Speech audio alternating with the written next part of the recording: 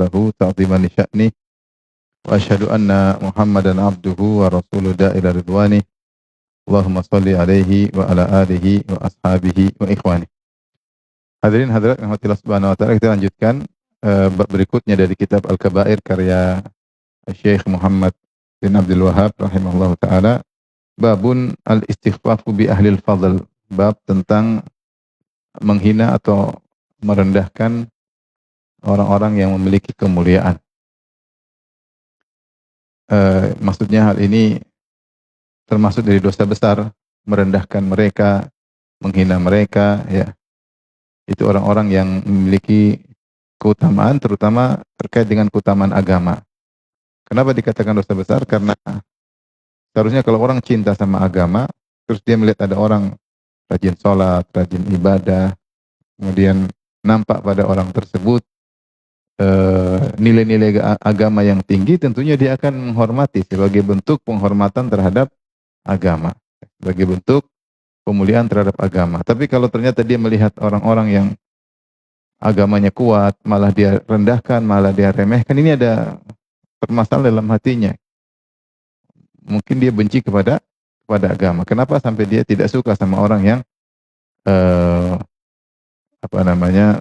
memiliki nilai-nilai agama yang tinggi.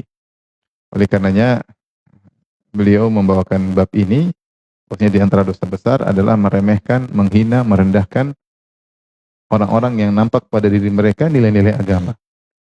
Kemudian beliau membawakan hadis di antaranya an Ibni Amr radhiyallahu anhuma marfu'an, dari Abdullah bin Amr bin As radhiyallahu anhuma secara marfu', Rasulullah SAW bersabda, laisa minna man lam yarham saghirana wa lam ya'rif syarafa kabirina.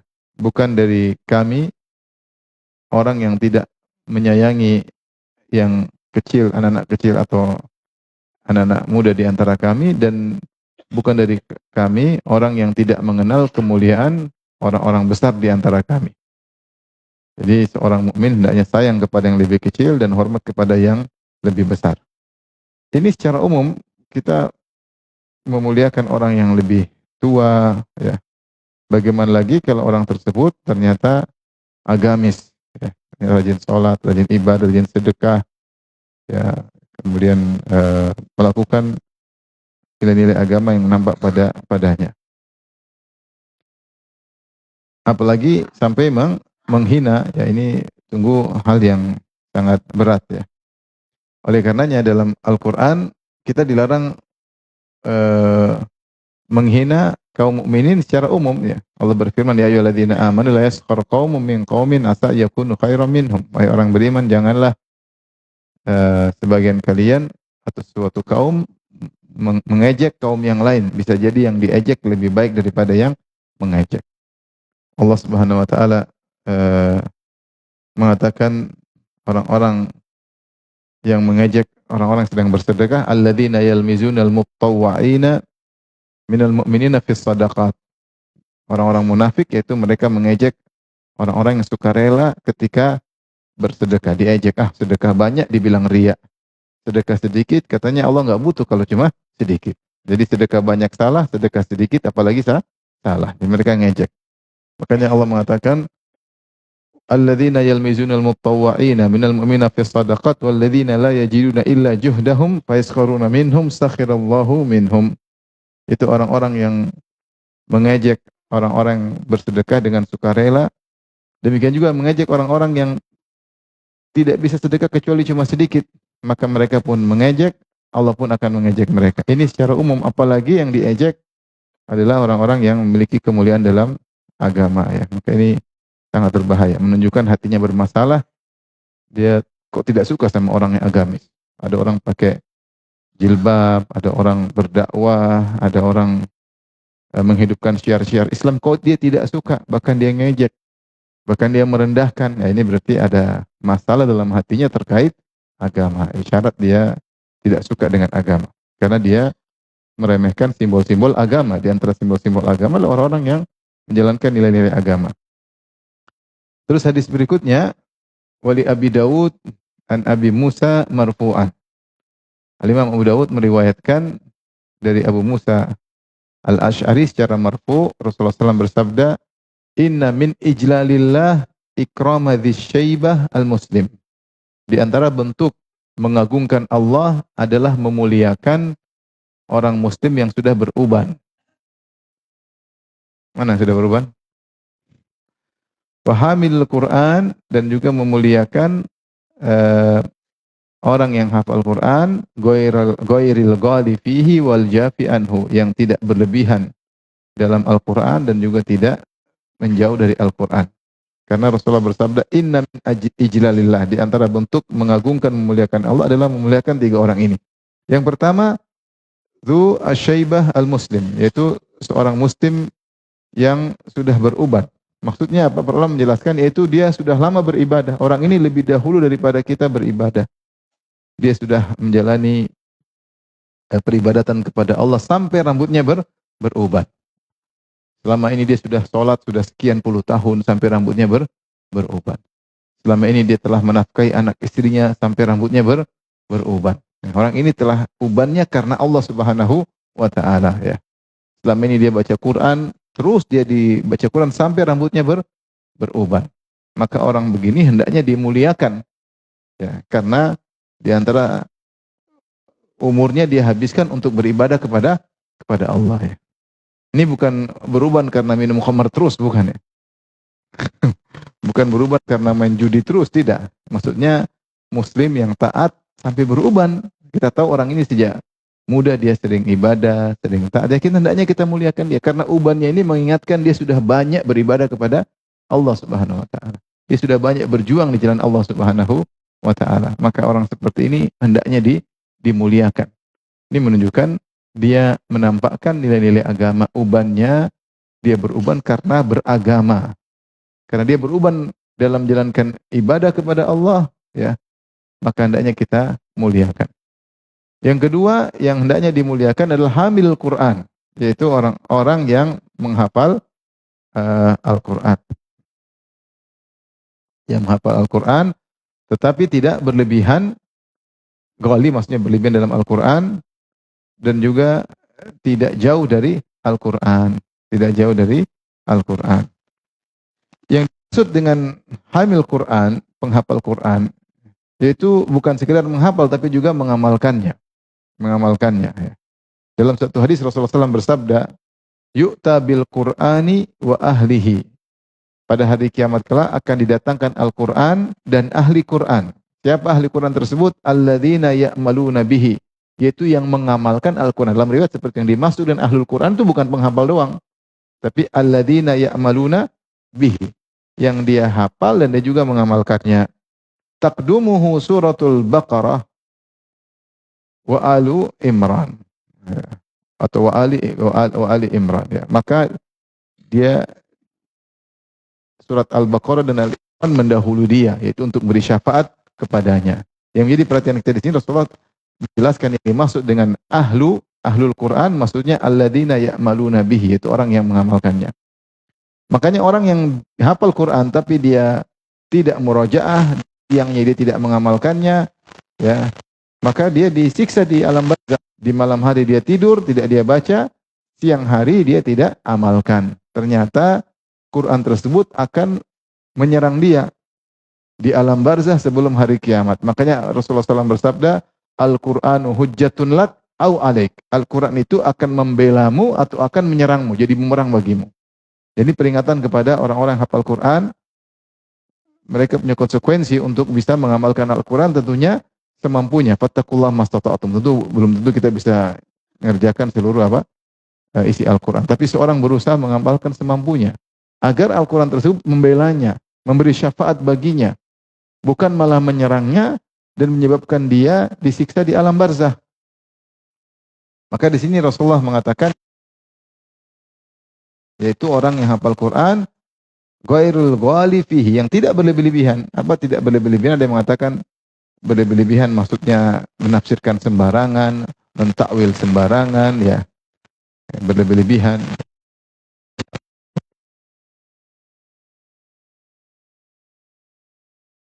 Adalah yang tengah, orang yang hafal Quran, dia memahami, hendaknya dimuliakan. Kenyataan ada orang hafal Quran, ada. Al-Quran tidak masuk ke hati. Tidak masuk ke hati. Seperti orang-orang Khawarij. Mereka ahli Quran. Rasulullah mensifati orang Khawarij, kata Rasulullah SAW, yaqra'unal Quran la yujawizu taraqiyahum. Mereka baca Quran tapi tidak melewati kerongkongan mereka. Mungkin ahli tajwid, mungkin suka banyak baca, mungkin sehari hatam atau beberapa hari hatam, tapi tidak diresapi, tidak ditadaburi Al-Quran tersebut. Mereka baca la yujawizu taraqiyahum. Mereka baca Quran tapi tidak masuk dalam, tidak melewati kerongkongan mereka. Taraqiyah turquwatu ini selangkangan. Jadi cuma sampai di leher, tidak sampai ke hati. Isyarat bahwasanya mereka tidak memahami dan mereka tidak mengamalkan. Mereka tidak mengamalkan. Maka seorang berusaha hafal Quran sebisanya, yang dia sudah hafal berusaha untuk dia pahami dan dia amalkan, sehingga Al-Quran akan membela dia pada hari kiamat kelak. Maka seluruh hadis-hadis yang datang dalam pujian kepada ahlul Quran, maksudnya ini syaratnya, alladzina ya'maluna bihi, yang mengamalkan kandungan Al-Quran tersebut. Karena Al-Quran itu hujjatun lak au alaik, kata Nabi sallallahu alaihi wasallam, bisa membelamu bahkan bisa menyerangmu. Kapan menyerangmu? Jika kau tidak mengamalkannya. Ini orang kedua yang hendaknya dimuliakan. Makanya ketika perang Uhud, kemudian yang meninggal banyak, sementara waktu sempit untuk menggali lubang kuburan, Rasulullah para sahabat menggali satu lubang kuburan, kemudian 2 atau 3 orang dimasukkan dalam satu lubang. Maka Rasulullah mengatakan, dahulukan yang lebih banyak hafalannya. Dahulukan lebih banyak hafalannya. Dimuliakan oleh Nabi sallallahu alaihi wasallam, sehingga dikubur dahulu baru kemudian nyusul yang hafalannya belakangan atau lebih sedikit, ya. Ini menunjukkan pemuliaan terhadap ahli Quran. Kemudian yang orang ketiga yang hendaknya dimuliakan, wa ikrama dzi sultanil muqsit, memuliakan sultan yang adil. Sultan yang adil dalam hukumnya, ya. Hendaknya dimuliakan. Kalau kita tahu ada penguasa yang adil, maka hendaknya kita memuliakannya, jangan merendahkannya. Dia sudah berusaha semaksimal mungkin menjalankan hukum yang mendekati kepada hukum Allah.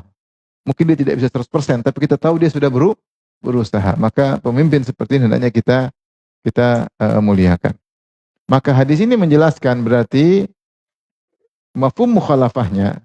Kalau tadi kata Rasulullah, inna min ijlalillah, di antara bentuk pemuliaan terhadap Allah adalah memuliakan 3 orang ini, memuliakan orang yang agamis. 3 orang ini orang 3 agamis. Yang pertama, yang rambutnya putih karena beribadah. Yang nanti melihat orang rambut putih, Masya Allah, sudah berapa tahun dia beribadah, ya. Kita belum putih, ya, baru putih sedikit-sedikit. Kamu baru kemarin dapat hidayah, baru kemarin hijrah. Kadang-kadang lepas lagi. Sudah lama sudah ngurus anak istri, sudah lama bekerja sudah lama ke masjid, sudah lama beribadah. Ini harus kita muliakan, ya. Kemudian yang hafal Quran dan dengan baik, dan yang ketiga sultan yang adil. Ini bentuk memuliakan Allah dengan memuliakan 3 orang ini. Berarti sebaliknya, kalau merendahkan 3 orang ini berarti tidak memuliakan Allah Subhanahu wa taala. Kenapa bisa benci sampai bahkan malah merendahkan, mengejek? Berarti dia bermasalah. Kalau orang hafal Quran, mengamalkan soleh, kok dia rendahkan, ini bermasalah. Jangan-jangan kau tidak suka dengan agama. Jangan-jangan kau tidak suka dengan syariat Islam. Ada orang jilbab yang benar, pakai cadar, dihina-hina. Ini ada masalah. Ada apa dengan kau? Kenapa kau benci dengan orang yang nampak padanya kesolehan? Kenapa benci? Ini bermasalah. Kemudian hadis berikutnya, qala rahimahullah, berkata al-Imam Muhammad bin Abdul Wahhab rahimahullah taala, wali Ahmada bisanadin jayyid, dan Imam Ahmad meriwayatkan dalam musnadnya dengan sanad yang jayyid, sanad yang baik. Laisa minna man la yujillu kabirana wa la yarhamu saghirana wa la ya'rifu li alimina haqqahu. Bukan dari kami orang yang tidak memuliakan orang tua di antara kami dan tidak sayang kepada yang lebih muda di antara kami dan tidak mengenal hak orang alim di antara kami. Di sini Rasulullah mengkhususkan. Kalau hadis-hadis sebelumnya bukan dari kami yang tidak hormat kepada yang tua dan tidak sayang kepada yang muda. Ini ada tambahan, dan tidak mengenal hak orang alim di antara kami. Berarti orang alim mereka punya keistimewaan, seorang harus mengenali hak orang alim tersebut ya. Maka di sini kita hendaknya memuliakan para ulama ya. Para ulama yang telah mereka berjuang, mereka telah berdakwah, mereka telah menulis buku-buku, kita ambil faedah dari buku-buku tersebut ya. Mereka berusaha menjelaskan kepada umat tentang jalan-jalan kebenaran, mereka berusaha membantah jalan-jalan yang tidak benar ya. Mereka menjadi penerangan bagi kita ya. Maka kita harus tahu kedudukan mereka. Makanya Rasulullah SAW bersabda bahwasanya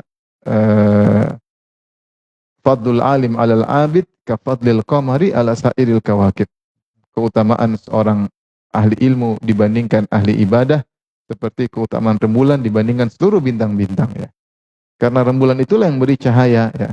Rembulan cuma satu, bintang ribuan, tapi yang beri cahaya penerangan adalah rembulan. Maka kalau ada ahli ibadah, dia mulia tetapi hanya terbatas pada dirinya. Beda dengan orang alim. Orang alim menjelaskan. Para ulama menjelaskan tentang bahayanya riba, telah menjelaskan bahayanya syirik, tentang bahaya riya, tentang bahayanya sombong, banyak mereka jelaskan. Tentang masalah fikih, masalah akidah, menjelaskan tentang sejarah Nabi, menjelaskan tentang tarikh. Kita banyak mengambil manfaat dari para ulama. Mereka punya jasa yang besar dalam membentuk pribadi kita, dalam membentuk cara mindset berpikir kita. Para ulama, bagaimana ketenangan dalam jiwa dengan jasa mereka, maka hendaknya seorang tahu membalas budi mereka, di antaranya mengenali hak mereka. Mereka punya hak untuk dimuliakan, mereka punya hak untuk dihormati. Makanya Rasulullah mengatakan, bukan dari golongan kami orang yang tidak tahu kedudukan ulama, yang tidak tahu hak para ulama. Adapun orang yang tidak peduli sama agama justru sering mengejek para ulama. Apa ulama? Cuma itu aja, cuma bahas ini, diejek ya. Mengejek para ulama ya. Tapi di antara mereka ada yang merendahkan, mengatakan cuma ulama haid dan nifas ya. Maunya ulama ikut karena sini teriak-teriak, itu baru ulama yang benar. Ada ulama yang cuma ngajarin, ulama apa, cuma pintar di masjid saja. Maunya seperti mereka, mungkin ribut-ribut ya. Macam-macam ya. Sehingga terkadang ulama dihina, direndahkan ya. Dihina dan direndahkan. Tapi kita masuk bab selanjutnya. Ini bab yang paling disenangi oleh para bapak-bapak. Babun ikdhabuz zauj. Di antara dosa besar membuat suami marah. Keren enggak babnya? Keren. Ini bab yang mungkin kurang menyenangkan ibu-ibu ya. Taib, di antara dosa besar ikdhabuz zauj. Bikin suami marah. Bikin suami ngambek. Siapa di antara bapak-bapak yang tidak pernah ngambek? Ngambek gara-gara istri. Marah gara-gara istri. Ini dosa. Ya. Ibu tolong dengar baik-baik ya. Jangan sibuk dengan HP. Jangan sibuk ngurusin anak-anak. Dengar dulu ini. Ya. Saya ulangi babnya. Babun ikdhabuz zauj. Bab membuat suami marah. Wa qaulullahi ta'ala. Kemudian Syekh Muhammad bin Wahab rahimahullah membawakan dalil-dalil. Di antaranya firman Allah Subhanahu wa taala, "Fas-salihatu qanitatun hafidhatun lil ghaib." Wanita-wanita salehah adalah yang qanitat, kemudian hafidhatun lil ghaib, dan yang menjaga hak suami ketika suami tidak di rumah, bima hafizallah, karena Allah yang membuat mereka bisa menjaga. Kemudian kata Allah, wallati takhafuna nusyuzahunna. Adapun wanita-wanita yang kalian khawatir pembangkangannya, fa'idhuhunna, maka nasihatilah mereka, wahjuruhunna, dan boikotlah mereka fil madhaji', di tempat tidur, wadribuhun, dan pukullah mereka. Ini ayat dalam surat An-Nisa ayat 34 ya. Membagi wanita menjadi dua. Satu, wanita salihat, atau dua model. Yang pertama wanita salihat, yang kedua wanita-wanita yang melakukan nusyuz ya. Ya, wanita yang melakukan apa? Nusyuz. Adapun wanita yang salihat, maka Allah sifati dengan dua sifat. Siapa wanita solehat? Inilah definisi dari Allah, fasolihatu qanitat, yaitu wanita yang taat beribadah. Qanitat diambil dari kata lafal kunut, dan kunut maknanya dua. Pertama adalah dawamul ibadah, sering beribadah. Yang kedua khusyuk. Ada makna apa? Khusyuk. Seperti firman Allah Subhanahu wa taala, wa qumu lillahi qanitin. Berdirilah ketika salat kepada Allah qanitin, dalam kondisi khusyuk. Jadi wanita solehah adalah wanita yang menunaikan hak Allah dan juga menunaikan hak suami. Ini definisi wanita solehah. Kapan dia hanya menegakkan hak Allah, tidak menegakkan hak suami, dia bukan wanita solehah. Dan kapan dia hanya menegakkan hak suami, menunaikan hak suami, tapi hak Allah tidak dia tunaikan, dia bukan wanita solehah. Mungkin kalau dia menunaikan hak suami, solehah bagi suaminya di mata suami, tapi tidak solehah di mata Allah. Ya, harus dua-duanya ditunaikan. Karena hak Allah dan hak suami saling melazimi. Datang dalam hadis, kata Rasulullah SAW, lan tu'addiyal mar'atu haqqallah hatta tu'addiya haqqa zawjiha. Seorang wanita tidak bakalan bisa menunaikan hak Allah sampai dia menunaikan hak suaminya. Ya. Seorang wanita tidak akan menunaikan hak Allah sampai dia menunaikan hak suaminya. Berarti tidak dikatakan dia soleh kecuali menunaikan hak suaminya. Tapi di sini jadi saya ulangi, sifat wanita solehah dua. Pertama qanitat, yang kedua hafizatun lil ghaib. Apa makna qanitat tadi? Sering beribadah, dan kunut maknanya diantaranya khusyuk. Jadi ibu-ibu kalau sholat jangan buru-buru. Ya. Kalau sholat tenang, baca Al-Fatihah tenang aja. Alhamdulillah. Jangan. Baca pelan-pelan aja, baca pelan-pelan, zikir pelan-pelan. Tenang. Ada khusyuk dalam ibadahnya. Ya. Jangan beribadah buru-buru. Ya. Habis sholat jangan langsung buka HP, zikir dulu. Ya. Jadi tenang. Ibadah jangan cepat-cepat. Sholat fardu tenang, berusaha khusyuk. Sholat sunnah berusaha khusyuk. Baca Quran juga jangan buru-buru. Baca Quran sambil ditadaburi. Ya. Itu namanya kunut. Dan continue dalam beribadah. Maka dia telah menunaikan hak Allah. Tinggal yang kedua, kata Allah, hafizatun lil ghaib. Ciri wanita soleha adalah menunaikan atau menjaga hak suami ketika lil ghaib, ketika suaminya gaib, yaitu ketika suaminya tidak di rumah. Ketika suaminya sedang safar. Hak apa yang dia jaga? Yaitu hak tentang harga dirinya, yaitu dia jaga kemaluannya. Ya. Yang kedua dia jaga harta suaminya. Ini dua hak yang sangat penting, yang seorang istri hendaknya menjaga dua hak suami ini meskipun suami tidak di rumah. Itu jangan sampai ketika suami lagi tidak di rumah, lagi safar, kemudian dia kontak-kontak sama CLBK, ya, kekasih lama, ya, atau dia berselancar di dunia maya cari tahu tentang pacar lamanya, ya, ya, tentang kawan lamanya, atau dia ketawa ketiwi dengan lelaki lain, ya, sementara suaminya tidak ada di rumah. Ini namanya dia tidak sempurna dalam menjaga kemaluannya. Kenapa dia membuka celah-celah untuk dinikmati oleh lelaki lain, menikmati suaranya, menikmati canda tawanya, apalagi sampai membuka wajahnya, apalagi membuka sebagian auratnya, maka ini wanita tidak solehah. Wanita pengkhianat. Wanita apa? Pengkhianat. Suami lagi di rumah dia berkhianat. Sekarang fitnah luar biasa. Fitnah luar biasa. Saya pernah pas hajian beberapa tahun lalu, ada seorang ikhwan, anaknya bermasalah di rumah. Maka dia pasang CCTV untuk jaga, nengok anaknya, karena anaknya lagi bermasalah, ya. Terus dia hajian. Dia tidak duga ternyata ketika hajian, ternyata istrinya nakal ketika dia sedang hajian. Ya. Ternyata istrinya connecting sama lelaki lain, buka laptop, kemudian membuka sebagian auratnya, kemudian melakukan yang dia sangat kaget ketika subhanallah, berkhianat. Suami lagi di rumah dia berkhianat. Dia tidak berkhianat. Padahal istrinya itu dikenal wanita soleha oleh tetangga-tetangganya. Soleha cuma di depan mata manusia. Tapi di sisi Allah ternyata pengkhianat, ya. Ternyata pengkhianat. Maka suami kalau di luar, seorang wanita menjaga kemaluannya, di antara bentuk sempurna menjaga kemaluannya, dia tidak membuka celah untuk dinikmati oleh lelaki lain. Ya. Makanya Allah memuji Maryam allati ahsanat farjaha. Maryam yang menjaga kemaluannya, sempurna dalam menjaga kemaluannya. Yang kedua menjaga uang suami, menjaga uang suami ya, menjaga uang suami. Kalau suami taruh uang, ya dia kelola dengan baik. Jangan dia membeli sesuatu tanpa izin suami, apalagi yang bernilai besar. Jangan dia kirim kepada orang tanpa izin apa? Suami. Jangan dia beli barang-barang yang tidak perlu. Dia berusaha menjaga harta suami. Karena sebagian suami meletakkan uang, dia taruh di rumah, kemudian dia bersafar bekerja. Uangnya taruh di rumah. Maka inilah wanita soleha. Dia menjaga hak suami. Adapun lawannya, yaitu yang nusyuz, suka membangkang, angkat suara. Ya.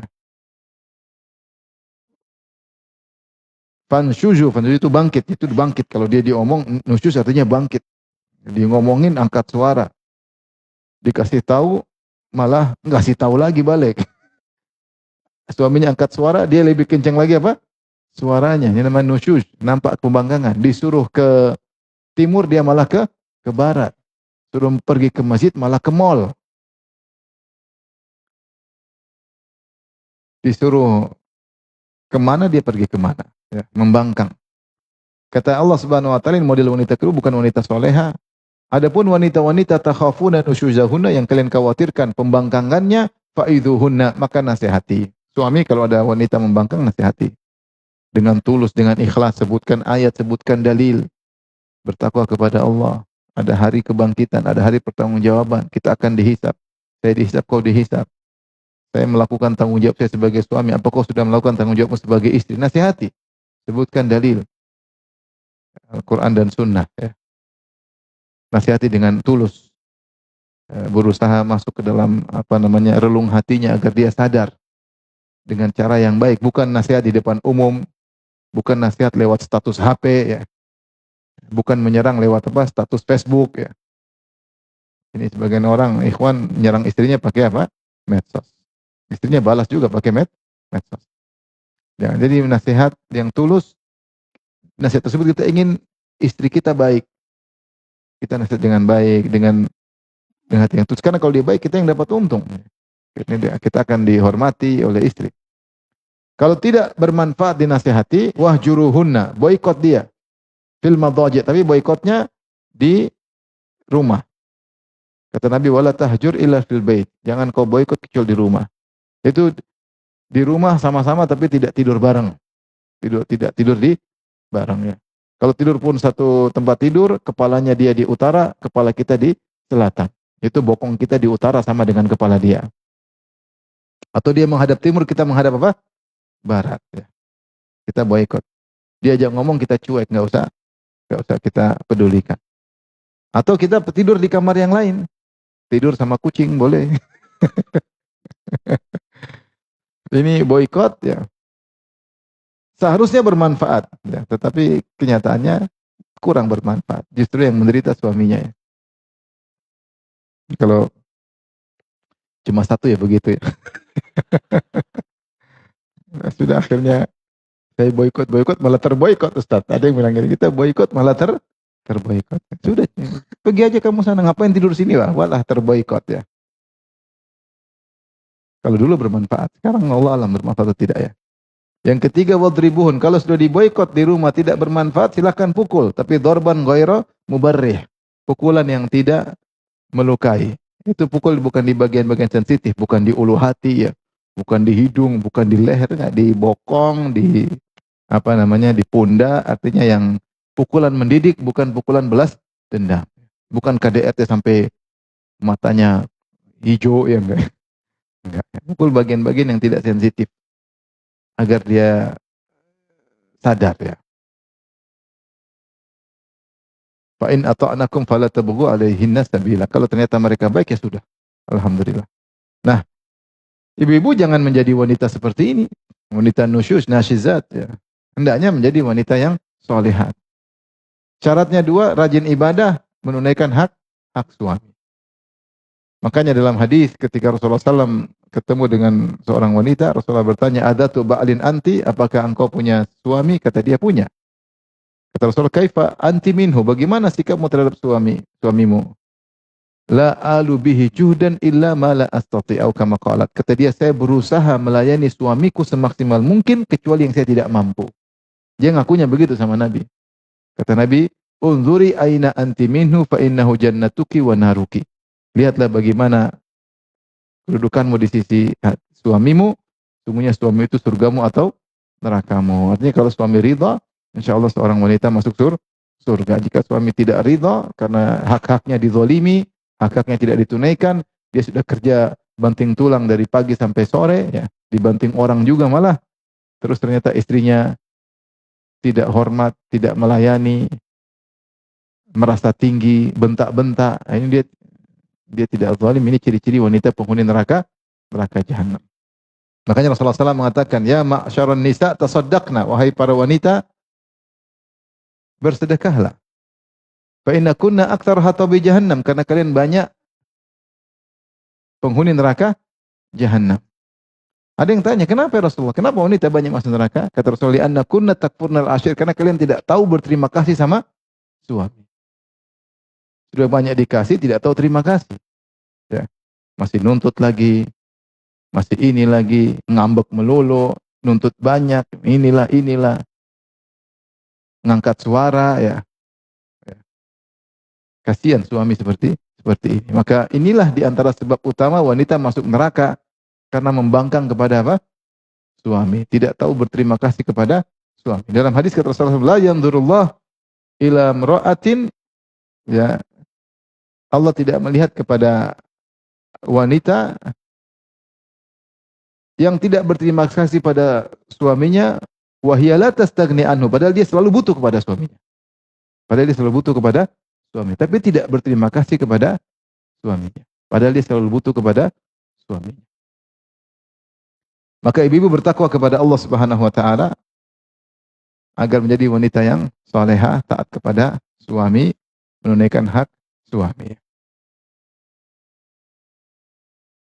Ibu-ibu jangan tersinggung ya, saya ngomong agak banyak masalah ini ya. Kebetulan istri saya lagi hadir ya. Baik, ini kesempatan ya. Ini bukan titipan dari bapak-bapak ya. Baik. Hadis berikutnya, wa Nabi radhiyallahu anhu marfu'an, dari Abu Hurairah secara marfu', Rasulullah SAW bersabda, "Walladzi nafsi biyadihi," demi zat yang jiwaku berada di tangannya. "Ma min rajulin yad'u imra'atahu ila firasyi fata'ba 'alaihi illa kana alladzi fis sama'i sakhitan 'alaiha." Tidak ada seorang lelaki yang mengajak istrinya untuk berhubungan intim, kemudian istrinya menolak tanpa uzur maksudnya, kecuali yang di langit murka kepadanya. Hatta yardha anha zaujuha, sampai suaminya ridho kepadanya. Wa fi riwayatin illa la'anat hal malaikatu hatta tusbih. Akhrajahu, riwayat Bukhari dan Muslim. Kalau dia menolak ajakan suaminya di malam hari, maka malaikat akan melaknat wanita ini sampai pagi.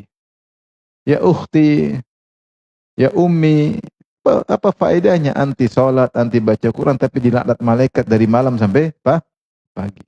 Dilaknat, didoakan agar dijauhkan dari rahmat Allah. Saya khawatir nanti hatinya menjadi keras, menjadi tertutup, karena didoakan keburukan oleh malaikat.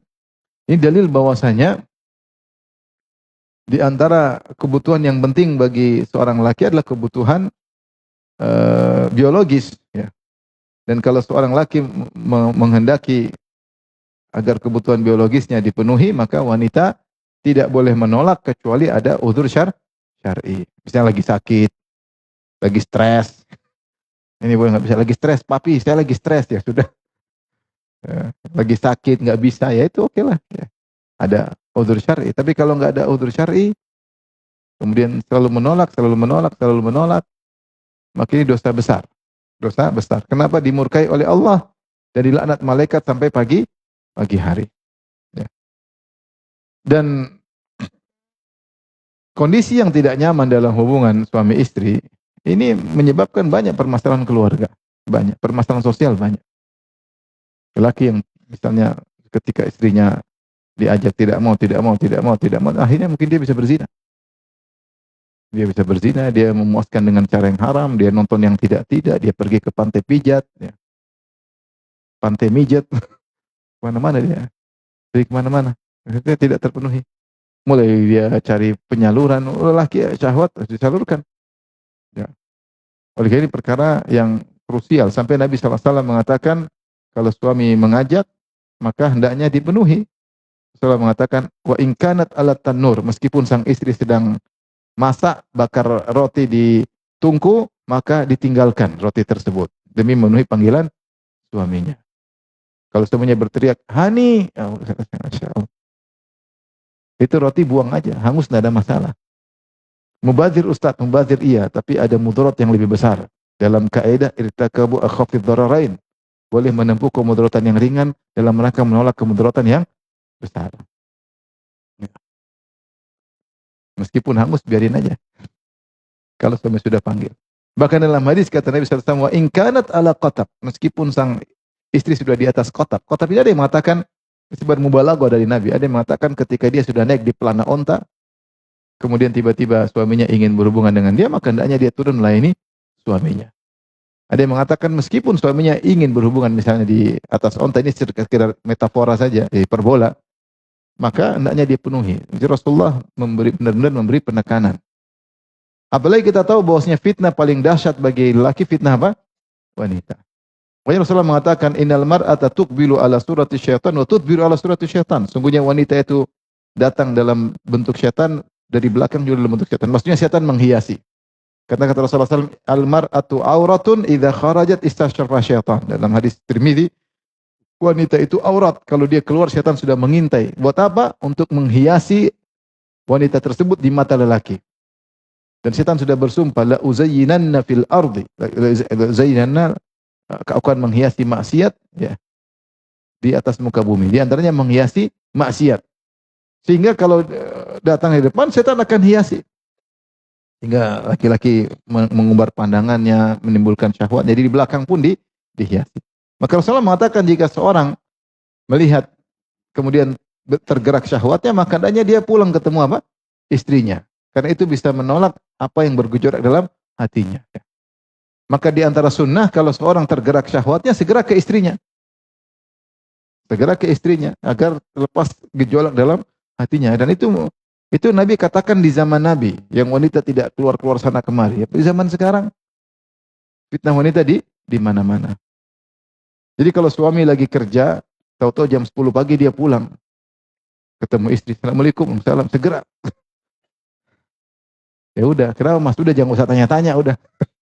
Enggak usah tanya, Mas lihat apa? Enggak usah tanya-tanya, udah.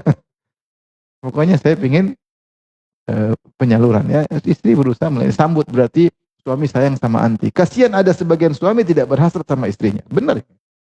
Kalau anti masih dipanggil oleh suami, berarti dia masih berhasrat. Bersyukurlah, berarti dia sayang sama anti.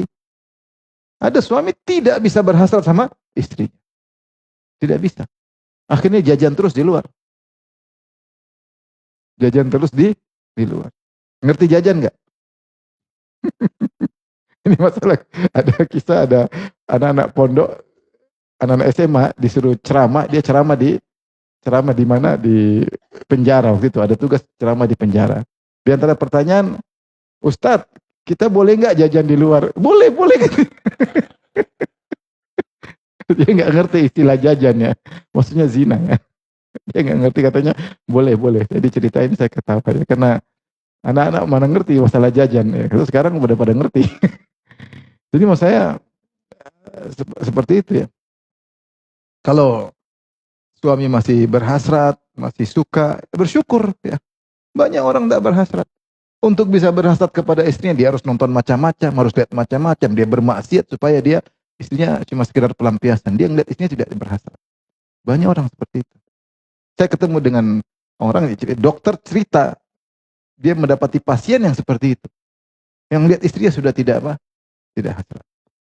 Kalau suami masih berhasrat, itu bersyukur ya, dilayani. Tapi kalau nggak dilayani, lama-lama hasratnya hilang. Pada kasus nyata, ada seorang wanita ngelapor ke kawan, cerita dia curhat masalah yang seorang pengacara, kawan saya pengacara, kemudian dia cerita sudah tidak datangnya oleh suaminya sekitar berapa tahun, kemudian terjadi permasalahan. Kalau saya tanya, kenapa sampai tidak datangnya? Akhirnya cerita awalnya Di luar, waktu kami masih kerja di luar negeri, saya juga kerja, dia juga kerja. Akhirnya dia datang minta, saya alasan. Besok lagi minta, saya alasan. Tapi berapa kali dia minta, terus dia nggak pernah minta jatah lagi. Habis itu sudah, dia mungkin sudah jajan di luar. Maka ibu yang dirahmati Allah Subhanahu wa taala, kalau suami lagi berhasrat, segera dilayani. Ngerti ibu-ibu? Bapak-bapak ngerti? Ini 17 tahun ke atas ini. Jadi ini perkara yang penting terutama di zaman sekarang. Oleh karenanya dalam hadis Rasulullah SAW mengatakan ya,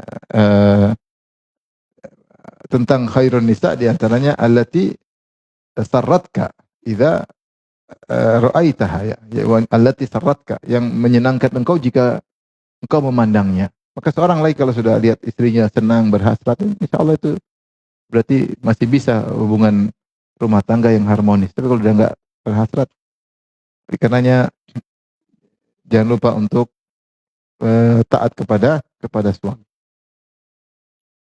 Hadis berikutnya, wa anhu marfu'an, law kunta, Rasulullah secara marfu', atau dari Abu Hurairah secara marfu', Rasulullah bersabda, law kuntu amiran ahadan an yasjuda li ahadin la amartul mar'ata an tasjuda li zawjiha.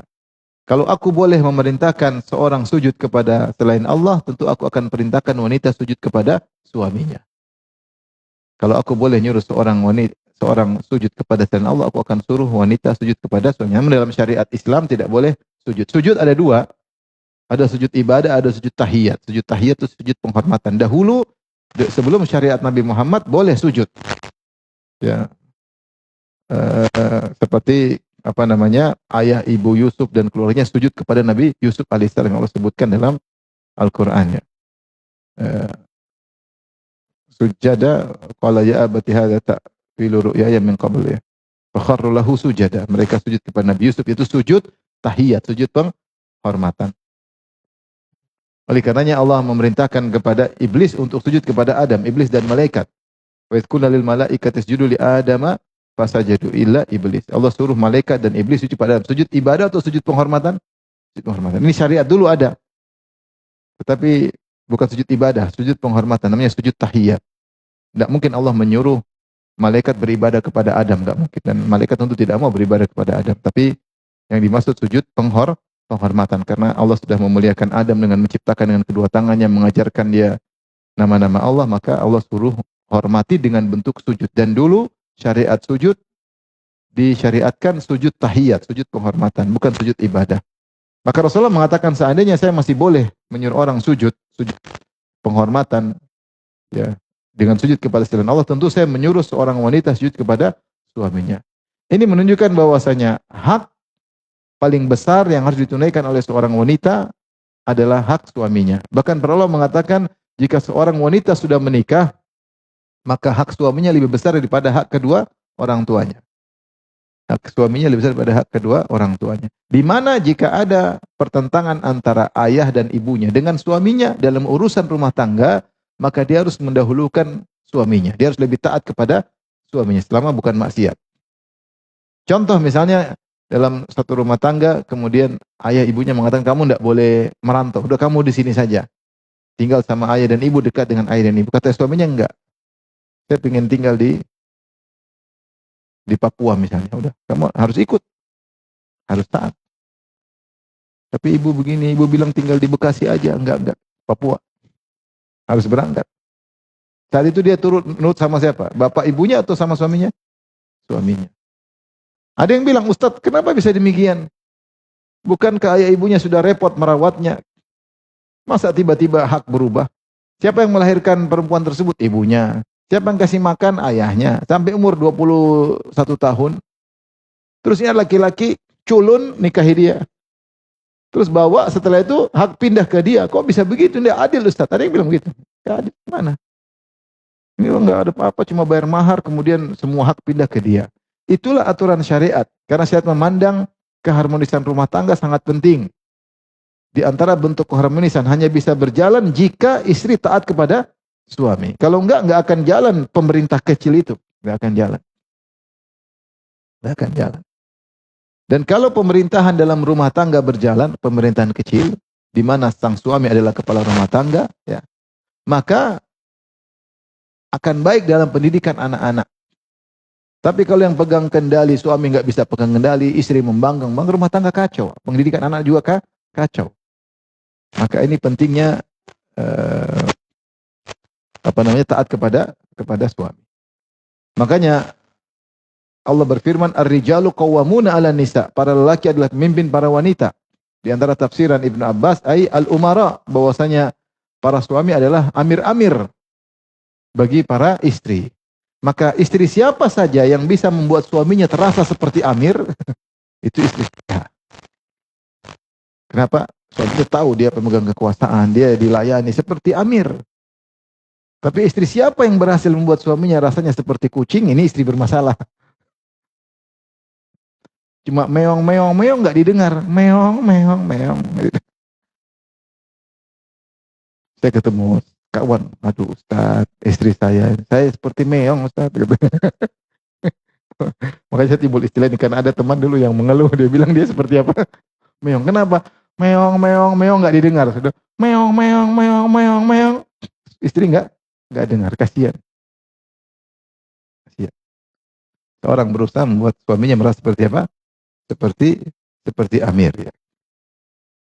Oleh karenanya hak paling utama yang ditunaikan oleh seorang wanita adalah hak suami, lebih daripada hak kedua orang tuanya. Dalilnya adalah hadis ini, "Lau kuntu amiran ahadan an yasjuda li ahadin la amartul mar'ata an tasjuda li zawjiha." Kalau saya boleh nyuruh, kata Nabi, nyuruh seorang untuk sujud kepada selain Allah, akan saya suruh wanita sujud kepada suaminya. Karena para ibu yang dirahmati Allah Subhanahu wa taala, taat kepada suami adalah ibadah yang agung. Siapa yang taat kepada suami, maka dia akan masuk surga dari pintu mana saja. Ibu-ibu diuji oleh suami. Ibu diuji oleh apa? Suami. Dalam hadis kata Nabi sallallahu alaihi wasallam, "Idza shallatil mar'atu khamsaha wa shamat syahraha wa hafizat farjaha wa ata'at ba'laha qila laha udkhil jannata min ayyi babin min babil jannati syi'ti." Jika seorang wanita salat 5 waktu aja, enggak usah salat sunnah. Taruhlah dia cuma salat 5 waktu. Enggak ada qobliyah, enggak ada ba'diyah, enggak ada salat duha, enggak ada salat malam, enggak ada salat witir, enggak. Kemudian dia cuma puasa bulan Ramadan, tidak ada puasa Senin Kemis, tidak ada puasa Syawal, tidak ada puasa Muharram, tidak ada puasa Zulhijjah, enggak ada. Cuma Ramadan doang. Jaga kemaluan, dia benar-benar menjaga kemaluannya, tidak berkhianat di balik layar, enggak sama sekali. Tetapi dia ata'at ba'laha, taat kepada suaminya, maka dia masuk surga dari pintu mana saja. Dikatakan kepadanya, silakan masuk surga dari pintu mana saja. Menunjukkan taat kepada suami ini luar biasa, membuka pintu-pintu surga bagi seorang apa? Wanita. Dan dia sedang diuji dengan suaminya. Memang taat sama suami tidak gampang. Tidak gampang, ini ujian tersendiri. Tapi dia tahu dia taat karena Allah. Makanya ibu-ibu yang dirahmati Allah Subhanahu wa taala, kalau ibu taat kepada suami karena suami susah, suami banyak kekurangan. Kekurangan secara materi jelas kurang. Secara fisik ya seadanya ya. Akhlak juga ya begitu-begitu aja ya. Tapi kalau ibu taat karena Allah bisa. Kalau taat karena zat suami nggak bisa kita. Mau taatin apanya? Tapi kalau karena Allah bisa, semuanya karena Allah bisa. Tapi memang wanita banyak yang apa? Pemberontak itu banyak. Banyak pemberontak. Kemarin saya pas ke mana? Ke Turki ya. Ngobrol sama guide-nya. Kemudian dia cerita tentang bagaimana Turki setelah keruntuhan atau diruntuhkan oleh kerajaan Utsmani, diruntuhkan oleh Ataturk yang disebut Bapak Revolusi, ya, dia juga pendiri republik yang sekuler, Kemal Ataturk. Dia bilang Kemal Ataturk jago ngurus Turki, tapi dia gagal dalam pernikahan. Dia baru nikah 2 tahun buyar. Kata guide ini, Kemal Ataturk berkata, ngurus satu negara lebih mudah daripada ngurus satu perempuan. Kata dia, perempuan Turki. Terus saya tanya, kamu gimana? Ya saya juga lebih mending, saya 3 tahun buyar, kata. Maksud saya, memang banyak wanita pemberontak ya, bukan ya, di mana-mana ada wanita pemberontak. Maka ada syariat yang mengharuskan para wanita untuk takut kepada Allah Subhanahu wa taala. Mereka akan dihisab pada hari kiamat kelak. Di antara bentuk takut dan takwa kepada Allah adalah taat kepada suami. Tentunya apa yang kita sampaikan ini dalam rangka untuk menasihati para ibu-ibu, ya. Tentu para suami berusaha menjadi suami yang saleh. Karena suami kalau tidak saleh, tidak menunaikan kewajibannya, menjadikan penghormatan istri kepada suami memudar. Kalau penghormatannya sudah memudar, dia sulit untuk taat kepada suami. Maka tentu pembahasan tentang suami yang soleh nanti ya. Ini sekarang bahas istri soleha. Ya. Mumpung ada kesempatan menasihati para ibu-ibu. Jadi sekali lagi ibu dirahmati Allah Subhanahu wa taala, carilah surga dengan mencari keridhaan suami. Kalau kita katakan secara umum ridha Allah fi ridhal walidain, keridhaan Allah pada keridhaan kedua orang tua, maka mungkin bagi istri kita bisa katakan keridhaan Allah pada keridhaan suami. Berusahalah jadikan suami ridho, senang, niscaya pintu surga terbuka, niscaya akan husnul khatimah. Hidup ini memang ujian. Ya, ada seorang suami diuji dengan istrinya, ada istri diuji dengan suaminya. Maka berusaha menjalankan syariat, jaga diri, bertakwa kepada Allah, sibuk dengan ibadah, sibuk fokus ngurus suami, sibuk fokus ngurus anak-anak. Jangan tergoda dengan kegiatan wanita di luar sana yang sibuk bersosialita, yang sibuk ngurusin yang tidak-tidak, ngurus harta, kemewahan, macam-macam sehingga lalai dari ngurus suami. Subhanallah. Ada kawan, istrinya kedudukannya tinggi. Terus, tapi dia jarang melayani kawan tersebut. Karena kedudukannya tinggi dan sibuk dengan laptop, macam-macam. Suatu hari mereka puasa bareng. Begitu azan, istrinya datang. Kawan saya lagi duduk. Istri datang, dia bilang, "Mas, nggak ada buka puasa?" Nggak ada. Bukannya kebalik, istriku nggak ada buka puasa. Ini suaminya yang ditanya, "Mas, ada buka puasa nggak?" Sampai dia bilang, seandainya ada masalah di pengadilan, saya akan bilang sama hakim, tanyakan kepada istriku, pernahkah dia bawa air minum buat saya? Subhanallah, bagaimana? Istri begini, apa yang mau diharapkan? Tidak melayani suami. Kasihan suami seperti ini, menderita. Menderita tidak bapak-bapak? Misalnya bapak kan tidak kan? Ini kasihan, menderita. Tiap hari ketemu nenek sihir di rumah. Allah musta'an. Maka wanita bertakwa kepada Allah, suami juga bertakwa kepada Allah. Jadilah suami yang saleh, bertakwa kepada Allah, berdoa untuk istri, penuhi kebutuhan istri, senangkan hati mereka, ambil hati mereka, jangan pelit sama istri. Kalau punya uang belikan emas buat istri, ya. Menyenangkan hati istri. Semoga Allah memberikan keharmonisan dalam rumah tangga kita semua. Amin ya rabbal alamin. Demikian saja. Demikian wabillahi taufiq hidayah. Assalamualaikum warahmatullahi wabarakatuh.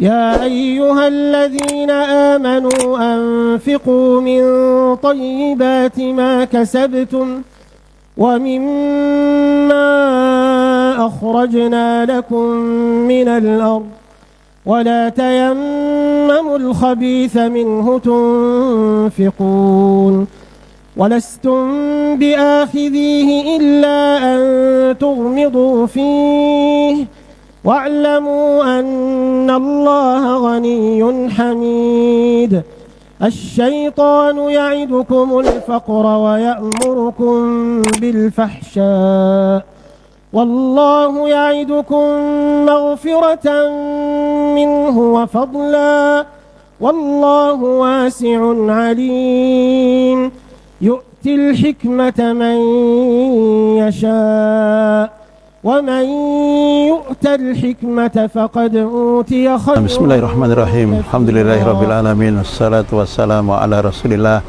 Muhammadin wa ala alihi wa sahbihi wa mawala wa ba'd. Hari ini saya berkesempatan berkunjung ke Pasaman, dan siang ini kita bisa mengunjungi televisi Najia.